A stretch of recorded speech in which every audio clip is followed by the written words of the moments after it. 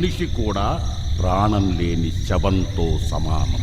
సాయంత్రం 6 గంటలకి ఈ గ్రామంలోని ఇళ్ల తలుపులు బిగుసుకుంటాయి. తిరిగి మరుసటి రోజు ఉదయం 6 గంటలకి సూర్యకిరణ స్పర్శతోనే ఆ తలుపులు తెరుచుకుంటాయి.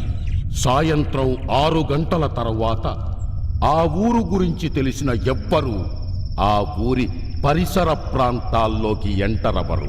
ఇళ్ల లోపల వ్యక్తి బయట అడుగు పెట్టలేడు. 6 తర్వాత పొరపాటున ఆ గ్రామ పరిసర ప్రాంతాల్లోకి ఎవరైనా ఎంటరైతే ఆ ఎంటరయ్యింది మనిషైనా, జంతువైనా, పశువైనా, పక్షైనా ఒక విచిత్రమైన పద్ధతిలో మర్డరై చనిపోతారు. ఉరవకొండలో జరుగుతున్న ఈ మర్డర్లకి కారణం ఒక మనిషి కాదు.